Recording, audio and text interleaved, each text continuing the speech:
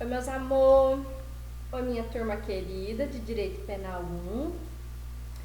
Então, vamos dar continuidade às nossas aulas de excludentes de ilicitude. Então, a gente já viu nos nossos materiais que as causas de exclusão de ilicitude são o estado de necessidade, a legítima defesa, o estrito cumprimento do dever legal e falta a gente ver o exercício regular do direito.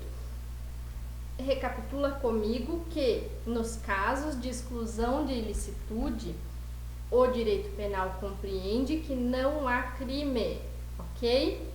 Não há crime nesse caso, que dentro dessas 4 possibilidades, dentro dessas 4 ações que estão dentro da exclusão de ilicitude. E o exercício regular do direito é o quê? Fala pra mim. Exercício regular do direito acontece quando alguém está dentro da prerrogativa da sua função, no sentido de que você não pode proibir aquela pessoa de exercer a função dela, ainda que aquilo em outro contexto represente um crime. O exemplo para ficar fácil para você entender, um médico que faz uma cirurgia em alguém, tá? Se eu, que não estou dentro da prerrogativa médica de poder abrir a barriga de alguém, fizer isso, eu estou cometendo um crime, certo? Uma lesão, uma tentativa de assassinato, alguma coisa vai acontecer. Agora, a pessoa que foi lá, fez o curso de medicina, fez o juramento lá final, dizendo que vai proteger a vida dos outros e tal, essa pessoa tem a prerrogativa do exercício de um direito. Que direito é esse? O exercício da medicina, certo? Ele pode exercer a medicina porque ele tem preparação suficiente para abrir cirurgicamente o corpo de alguém, para manejar o corpo de alguém sem apresentar risco iminente ou risco indevido da vida daquela pessoa. Diferentemente de mim, que não tenho formação médica, se eu abrir o corpo de alguém, com certeza eu vou matar essa pessoa, porque eu não tenho a formação. Agora, o médico não, tá? Isso é um exercício de um direito. E por isso não é considerado um crime o exercício desse direito. Assim como as outras situações que a gente viu de excludente de ilicitude, qualquer excesso em relação à função exercida, aí sim vai ser punido, né? Por exemplo, o médico não pode fazer uma cirurgia sem o consentimento do paciente, a não ser em casos que a pessoa já chega, né, em coma, que seja para salvar e tal, mas de maneira geral é preciso ter o consentimento. Tem um mosquitinho aqui, gente. O que eu posso falar mais sobre exemplo?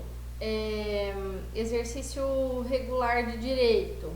Uma crítica literária.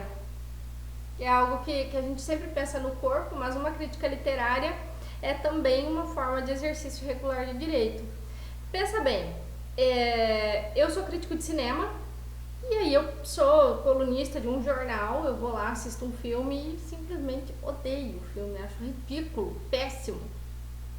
A minha crítica vai fazer com que, dentro do contexto de que, olha, eu sou crítico, estou escrevendo aqui, né, e por isso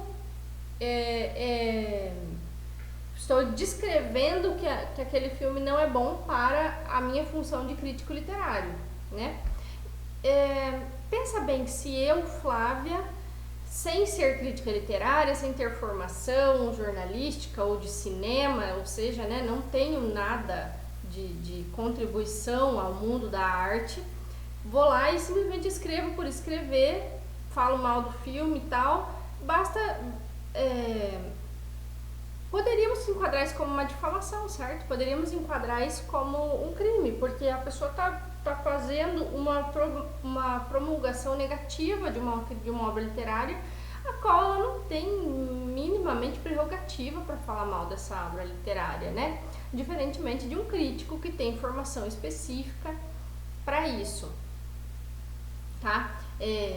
Faz com que a própria ação seja vista e reconhecida como um exercício regular de direito, tá? Ninguém critica o médico que fez uma cirurgia, ninguém critica o crítico literário que fez uma coluna falando negativamente de um filme, ou de uma peça de teatro, ou de um livro, porque é a função dele, é aquilo para o qual ele é preparado, é a função para a qual ele estuda para cumprir, estuda ou estudou para cumprir, tá? Então essas são as causas de exclusão da ilicitude, e lembre-se sempre, todas elas têm um limite, tá? Todas elas têm um limite. Se passou do limite, significa que vai ser punível. Agora eu quero que você olhe lá o artigo 23 do seu Código Penal. Quem estiver com o Código Penal fechado, por favor, abra. Quem já estiver com ele aberto, localize o artigo 23, quando ele fala das exclusões da ilicitude, tá? O capítulo sobre a exclusão da ilicitude. O artigo 23, no caput, vai dizer para nós o seguinte: não há crime quando o agente pratica o fato. Inciso 1, estado de necessidade, que nós já vimos. Inciso 2, lembrando, o inciso 1, estado de necessidade, a gente viu na primeira aula, lá quando a gente viu o Jack e a Rose. O inciso 2, legítima defesa, também a gente já viu, é quando existe uma iminência, um ataque ou a iminência de um ataque à minha integridade ou à integridade de outra pessoa. E o inciso 3 vai conglobar os dois tipos, seja o estrito cumprimento de dever legal ou o exercício regular de direito. E qual é a diferença, prof, do inciso 3º, do estrito cumprimento para o exercício regular de direito? A diferença é que no estrito cumprimento do dever legal existe uma ordem, existe uma ordem emanada de um outro poder ou de uma outra instituição, de uma outra hierarquia para que eu cumpra essa ordem. Enquanto o exercício regular de direito, eu não preciso esperar outra pessoa vir me autorizar a fazer aquela ação. A minha profissão, aquilo que eu sou formada para fazer já me autoriza a fazer aquela ação, tá? Eu não preciso esperar que alguém me mande. Essa é a diferença do estrito cumprimento do dever legal para o exercício regular de direito, tá? Um tem que esperar a ordem ser emanada e o outro já tem a prerrogativa de acionar, de fazer, de ter aquela ação, tá? Então essas são as possibilidades da exclusão de ilicitude. Lá no parágrafo único do mesmo artigo 23, leia lá comigo. O agente, em qualquer das hipóteses deste artigo, responderá pelo excesso doloso ou culposo. Por quê? Se eu tiver cumprindo o meu dever legal ou exercendo o meu direito regular, ou qualquer outra das hipóteses, e eu me exceder, e eu agir com imprudência, eu agir com imperícia, se eu fizer algo que eu não sei o que eu estou fazendo, imagina que eu sou médico do joelho e resolvo operar um coração.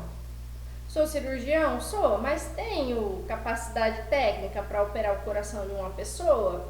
Provavelmente não.